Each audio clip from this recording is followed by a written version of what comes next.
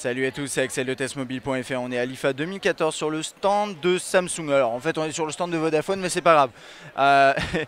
Et j'ai dans la main le Galaxy Alpha, c'est un appareil qu'on n'avait pas pu encore découvrir.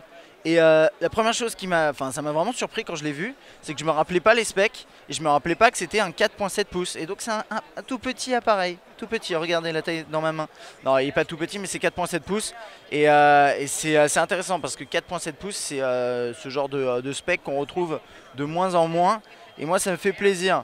Alors je vais vous lister les specs pendant que je vais essayer aussi de changer la langue. Je vais demander à Sonia de le faire, mon assistante, on va dire pendant que je vous lis les specs, si vous ne les connaissez pas. Et à côté, il y a la Gear 3, mais ça, on fera ça dans une autre vidéo. Donc c'est un appareil sous KitKat, qui a un écran donc Super AMOLED de 4.7 pouces. C'est du 1280 par 720, ça lui fait du 320 ppi. On a un processeur octa-core, c'est un Exynos 5433. Donc ce qui est sympa, c'est qu'on a un beau processeur sur un appareil de 4.7 pouces. Moi, je trouve ça pratique. Enfin, pratique, c'est intéressant. 2 Go de RAM, on a 32 Go de mémoire non extensible, la coque ne s'enlève pas.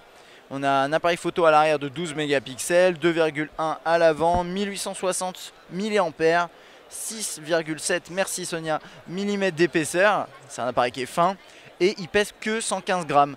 Alors, la particularité, le premier point particulier, on va dire, de ce terminal, c'est qu'il a un contour en aluminium en fait. Et ça, c'est quelque chose dont on a beaucoup parlé. On s'est dit Samsung va enfin peut-être se mettre à l'alu. Et ben, c'est le premier appareil, on va dire récent sous Android, qui fait ça. Il y a eu les Wave avant, mais c'était sous Bada. Donc, on va regarder, on va le passer en revue. Il y a un truc qui est intéressant de noter aussi, c'est que ce design-là reprend, enfin, il est un peu comme celui du Note 4 finalement au niveau des côtés, les chanfreins, etc. Ok.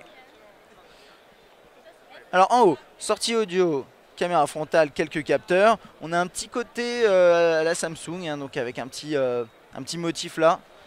J'ai la version plus grise ici, ou noire. Non, c'est gris foncé. C'est le même délire, hein, c'est absolument la même approche. Si j'arrive à le remettre, l'autre, voilà.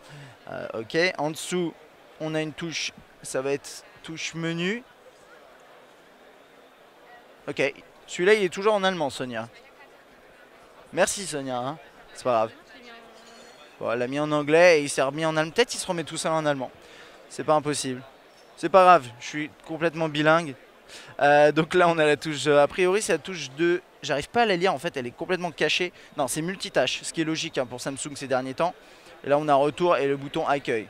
Ensuite, ça, c'est on-off, verrouillé, déverrouillé.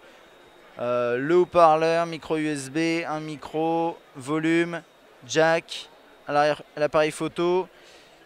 Je crois qu'on a le cardio. Est-ce qu'on a le cardio fréquence mètre? Je suis pas sûr, mais on dirait, quand je regarde ça, j'ai un peu l'impression. On regardera dans l'interface. Je vais vous montrer l'interface très rapidement. Ça reprend ce qu'on a sur un S5. Donc il n'y a pas vraiment de surprise. Là, vous voyez les notifications. Non, j'aime quand même beaucoup le form factor. C'est vrai qu'on est habitué à manipuler des appareils très grands. Et là, on a quelque chose de compact, léger, fin et de relative petite taille. Et c'est vrai que c'est plutôt agréable à manipuler, j'admets. J'aime bien. Ok, là, ça c'est un truc qui a été rajouté qu'on n'est pas obligé d'avoir. Je sais pas ce qu'il fait là. Bon, je l'enlèverai pas, c'est pas grave. Donc les paramètres ici. Voilà. Ensuite, on va regarder peut-être rapidement comment ça se passe ici. C'est vraiment TouchWiz tel qu'on le connaît. Ça n'a pas l'air d'être... je crois que c'est pas la toute dernière version de la surcouche. Si. Avec ce turquoise là, ce vert foncé. C'est la dernière version. Donc là, il y a des applications Vodafone. Faites pas attention. Qu'est-ce qu'on a là-dedans? Hop, la galerie. Alors désolé si la caméra bouge. C'est qu'il y a des gens qui marchent. Là, on est vendredi et le l'IFA devient public. Donc ça sent la saucisse. Et puis il y a des gens partout. Mais c'est bien. Ça nous plaît. La caméra. En plus je dis ça mais je rigole pas, hein, ça sent vraiment la saucisse. On n'est pas à Berlin pour rien. On a les différents modes ici de prise. Avec, vous savez, il y a par exemple Shot and More, Panorama, Tour virtuel pour les agents immobiliers. Toc, ici tous les paramètres. Alors là c'est en allemand, c'est pas grave, mais vous devinez, vous savez comment ça marche. Vous avez déjà vu sûrement mon test du S5, c'est exactement la même interface. Et on va finir par quoi?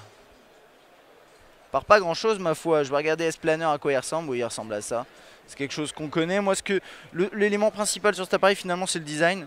un beau design en aluminium, un petit terminal 4.7 pouces, agréable à manipuler. Et si vous avez des questions, n'hésitez pas. Et moi je vous dis à bientôt.